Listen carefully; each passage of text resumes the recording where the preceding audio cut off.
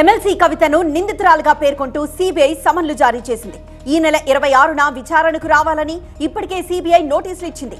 ఆ నోటీసులను సవరిస్తూ నిందితురాలుగా చేర్చింది సిబిఐ. 2022 డిసెంబర్లో ఒకసారి కవితను ప్రశ్నించారు సిబిఐ అధికారులు. ఇదే కేసులో అప్పటికే కవితను 3 సార్లు ప్రశ్నించారు ఈడీ అధికారులు. 4వసారి ఈడీ నోటీసులు ఇవ్వడంతో సుప్రీంకోర్టులో సవాల్ చేసింది కవిత. ఈ నెల 28న సుప్రీంకోర్టులో కవిత పిటిషన్ విచారణకు రానుంది. మేడారంలో సమ్మక్క సారక్క దర్శనం చేసుకున్నారు సీఎం రేవంత్ రెడ్డి. 500 రూపాయలకే గ్యాస్ సిలిండర్, 200 యూనిట్ల ఫ్రీ కరెంట్ అమలుకు ఈ నెల 27న ముహూర్తం ఫిక్స్ చేశామని తెలిపారు. పథకాలను అమలు కార్యక్రమానికి ప్రియాంక గాంధీ హాజరవుతారన్నారు. దక్షిణాది కుంభమేళాకు కేంద్రం ఇచ్చేది కేవలం 3 కోట్లేనా అంటూ ప్రశ్నించారు. లాస్యానందిత అంతిమ యాత్ర కొనసాగుతోంది. అంతకుముందు లాస్యానందిత భౌతిక కాయం దగ్గర సీఎం రేవంత్ నివాళులర్పించారు. ఆమె కుటుంబాన్ని పరామర్శించారు. చిన్న వయసులోనే ప్రమాదంలో చనిపోవడం బాధాకరమన్నారు. ఎమ్మెల్యే లాస్య మృతితో ప్రజాప్రతినిధులు అప్రమత్తం కావాలన్నారు మంత్రి కోమటిరెడ్డి. రోడ్డు ప్రమాదాలపై అవగాహన పెరగాలన్నారు. ప్రయాణ సమయంలో డ్రైవర్లు అప్రమత్తంగా ఉండాలని, ప్రపంచంలోనే మన దేశంలోనే ప్రమాదాలు ఎక్కువ అన్నారు కోమటిరెడ్డి. అందులోనూ తెలంగాణలోనే ఎక్కువ జరుగుతున్నాయన్నారు. డ్రైవర్లకు అవగాహన కల్పించేందుకు ప్రత్యేక centre పెడుతున్నామని, Hyderabad Vijayawada హైవేపై drivers learning centre ఏర్పాటు చేస్తున్నామన్నారు. లాస్యానందిత మృతితో ఆమె కుటుంబ సభ్యులు, బంధువులు కన్నీరు మున్నీరుగా వెలిపిస్తున్నారు. అటు కంటోన్మెంట్ ప్రాంతమంతా విషాద ఛాయలు అలుముకున్నాయి. భారీగా జనం భౌతిక కాయం దగ్గర నివాళులర్పించారు. లాస్య కారు ప్రమాదంపై పోలీసులు వేగంగా దర్యాప్తు చేస్తున్నారు. అతివేగం, డ్రైవర్ నిర్లక్ష్యమే ప్రమాదానికి కారణమని అంచనా వేస్తున్నారు. సీసీ ఫుటేజ్ ఏమైనా ఉందా అనే కోణంలో దర్యాప్తు చేస్తున్నారు పోలీసులు. సదాశివపేట వెళ్తున్న సమయంలో ఈ ప్రమాదం జరిగింది. లాస్యానందిత అకాల మరణంపై మాజీ మంత్రి తలసాని శ్రీనివాస్ యాదవ్ విచారణ వ్యక్తం చేశారు. చిన్న వయసులోనే చనిపోవడం విచారకరమన్నారు. లాస్య కుటుంబ సభ్యులకు తన ప్రగాఢ సానుభూతి తెలిపారు తలసాని. ఈ నెల 26న సీఎం జగన్ కుప్పంలో పర్యటిస్తారు. రామకుప్పం మండలంలో హంద్రినీవా కాలువ ద్వారా కుప్పంకు నీరు విడుదల చేస్తారు. ఆ తర్వాత గుండిచెట్టిపల్లి దగ్గర జరిగే బహిరంగ సభలో పాల్గొంటారు. వాలంటీర్లు ప్రజాసేవకులు, ప్రభుత్వ సైనికులు అన్నారు మంత్రి బుగ్గన రాజేంద్రనాథ్ రెడ్డి. తమ ప్రభుత్వం వస్తే వాలంటీర్ల వ్యవస్థను తొలగిస్తామని ప్రకటనలు చేయడం చూస్తే వారిపై విపక్షాలకు ఎంత కసుందో అర్థమవుతోందన్నారు. వాలంటీర్ల వ్యవస్థకు సమాజం సెల్యూట్ చేస్తోందన్నారు. వాలంటీర్లలో సగం మంది మహిళలే ఉన్నారని, టీడీపీ జన్మభూమి కమిటీలాగా వాలంటీర్లు లంచాలు తీసుకోవడం లేదని సెటార్ వేశారు బుగ్గన. ఏపీలో ప్రతిపక్షాలపై మంత్రి బొత్స సత్యనారాయణ సెటర్లు వేశారు. తమ దగ్గర సంక్రాంతి సమయంలో వేషాలు వేసుకుని వస్తారని, ఇప్పుడు ఎన్నికలు వచ్చాయి కాబట్టి నేతలు వేషాలతో వస్తున్నారన్నారు. రాజకీయ పార్టీలు అన్నాక సభలు సమావేశాలు పెట్టుకోవడం కామనే, తపస్సులు చేసుకోవడానికి వాళ్ళమైన సాధువులా అంటూ ప్రశ్నించారు బొత్స. తమది సక్సెస్ఫుల్ ప్రభుత్వమని, ప్రజలు మళ్లీ ఆశీర్వదిస్తారని ధీమా వ్యక్తం చేశారు. ఒంగోలులో 20,840 మందికి ఇళ్ల పట్టాలు పంపిణీ చేశారు సీఎం జగన్. ఇళ్ల స్థలాలపై లబ్ధిదారులకు సర్వ హక్కులు ఉంటాయని తెలిపారు. 10 ఏళ్ల తర్వాత పట్టాలు సేల్ డీడ్లుగా మారతాయన్నారు. స్థలాలు అమ్ముకోవచ్చు, ఎలాగైనా వాడుకోవచ్చన్నారు. ఇళ్ల నిర్మాణం కోసం 1,80,000 రూపాయల ఆర్థిక సాయం అందిస్తామన్నారు. పావలా వడ్డీకి మరో 35,000 బ్యాంకు రుణం ఇస్తుందన్నారు. తక్కువ ధరకే ఇసుక, సిమెంట్ సామాగ్రి సప్లై చేస్తామని, ఒక్కో లబ్ధిదారుడికి 2,70,000 రూపాయల ప్రయోజనం చేకూరుతుందన్నారు. సీఎం జగన్ ఒంగోలు సభలో బాలినేని కీలక వ్యాఖ్యలు చేశారు. రైతుల నుంచి డబ్బు వసూలు చేశారన్న ఆరోపణలపై ఆగ్రహం వ్యక్తం చేశారు. ₹1 తీసుకున్నట్టు నిరూపించినా తన ఆస్తి మొత్తం రాసిస్తానని సవాల్ చేశారు. 30 ఏళ్ల రాజకీయ జీవితంలో ఒక్క తప్పు కూడా చేయలేదన్నారు బాలినేని. ఒంగోలులో ఇళ్ల స్థలాల పంపిణీని అడ్డుకోవడానికి మళ్లీ పిలివేశారని, మా పని మనిషికి కూడా నేను ఇంటి పట్టా ఇప్పించలేదని అన్నారు బాలినేని. ఈసారి ఉమ్మడి ప్రకాశం జిల్లాలో 12కు 12 సీట్లు గెలుస్తామని ధీమా వ్యక్తం చేశారు. చిలకలూరుపేట ఎన్టీఆర్ నగర్ లో నిర్మించిన టిట్కో గృహాల దగ్గర మాజీ మంత్రి ప్రతిపాటి పుల్లారావు సెల్ఫీ ఛాలెంజ్ విసిరారు. టీడీపీ ప్రభుత్వ హయాంలో నిర్మించిన 4,200 గృహాలను వైసీపీ ప్రభుత్వం నిర్వీర్యం చేసిందన్నారు. వచ్చే టీడీపీ జనసేన ప్రభుత్వంలో ఈ గృహాలను అన్ని విధాలా అభివృద్ధి చేసి పేదలకిస్తామన్నారు. ఇక్కడి పేదల ఉసురు తగిలి మంత్రి రజనీ గుంటూరు వెళ్లారన్నారు. ఆంధ్రప్రదేశ్లో వామపక్షాలతో కలిసి పనిచేయనుంది కాంగ్రెస్ పార్టీ. ఇకపై ఏ పోరాటం చేసినా ఉమ్మడిగా ముందుకు వెళ్తామన్నారు ఏపీసీసీ చీఫ్ వైఎస్ షర్మిల. పొత్తులపైన చర్చలు జరుగుతున్నాయని, త్వరలోనే ఆ వివరాలు వెల్లడిస్తామన్నారు. కేంద్రంలో బీజేపీని, రాష్ట్రంలో వైసీపీని ఓడించాలంటే కలిసి పనిచేయాలని నిర్ణయించామన్నారు వామపక్ష నేతలు. గత 10 ఏళ్లుగా ఏపీలో అభివృద్ధి జరగలేదన్నారు సిపిఐ కార్యదర్శి రామకృష్ణ. చంద్రబాబు, జగన్ బీజేపీకి బి టీములుగా మారారని ఆరోపించారు. ఏపీ ప్రజల హక్కుల కోసం కాంగ్రెస్ పోరాటం చేస్తుందన్నారు. అందుకే ఆ పార్టీకి మద్దతు పలుకుతున్నట్లు తెలిపారు. కర్నూలు జిల్లా ఆలూరు వైసీపీ రాజకీయం వేగంగా మారుతోంది. ఇక్కడ ఎమ్మెల్యేగా ఉన్న మంత్రి జయరాం వైసీపీని వీడి టీడీపీలో చేరబోతున్నట్టు జరుగుతున్న ప్రచారం మరింత ఊపందుకుంది. జయరాం అనుచరులు వైసీపీకి రాజీనామా చేయడం దీనికి బలాన్ని చేకూరుస్తోంది.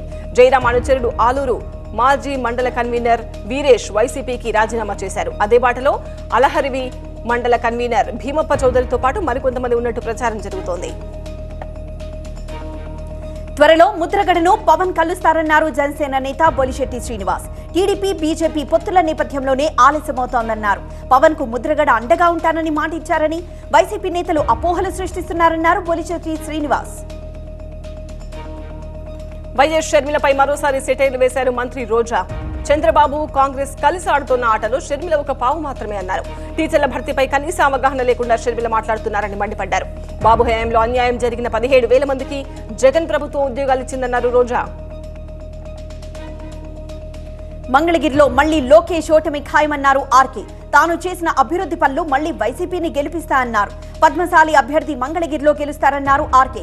ఎన్ని డబ్బులు పంచినా, గిఫ్ట్లు ఇచ్చినా లోకేష్ ఓటమి ఖాయమని జోసెన్ చెప్పారు.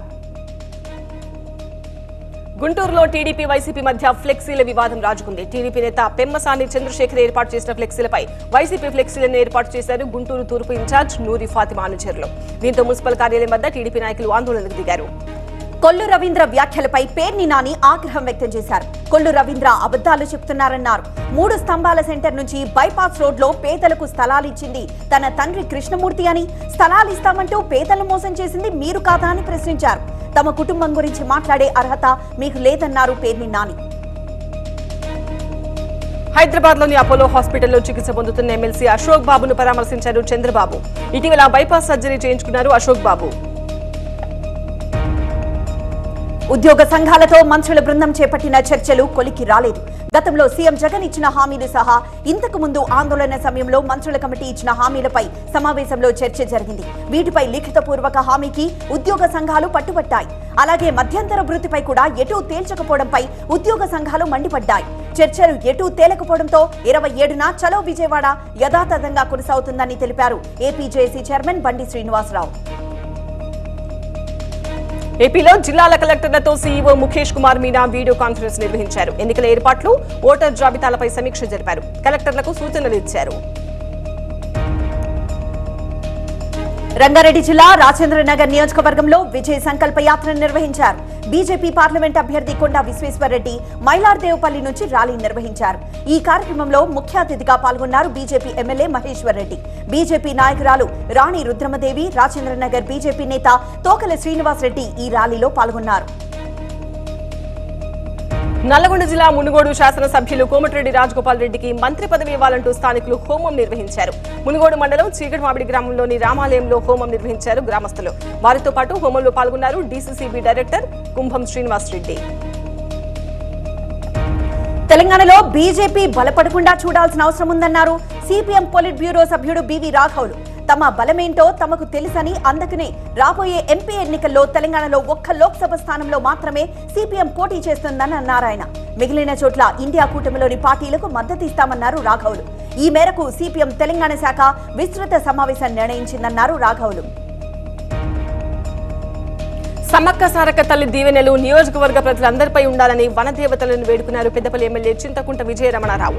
పెద్దపల్లి జిల్లా సుల్తానాబాద్ మండలం నీరుకుల్లా, తొగర్రాయి గ్రామాల్లోని సమ్మక్క సారలమ్మ అమ్మవార్లను దర్శించుకున్నారు. అంతకుముందు విజయరమణారావు తన ఎత్తు బల్లాన్ని తులాభారం వేసి సమ్మక్క సారక్క గద్దెలపై పెట్టి ప్రత్యేక పూజలు చేశారు. తెలంగాణలో పలువురు ఐఏఎస్ అధికారులను బదిలీ చేశారు. సిద్దిపేట కలెక్టర్ ప్రశాంత్ జీవన్ పాటిల్ బదిలీ అయ్యారు. నీటిపారుదల శాఖ ప్రత్యేక కార్యదర్శిగా ప్రశాంత్ జీవన్ పాటిల్ ని నియమించారు. జనగామ జిల్లా కలెక్టర్ గా షేక్ రిజ్వాన్ బాషా, సిద్దిపేట జిల్లా కలెక్టర్ గా మిక్కిలినేని మను చౌదరిని నియమించారు.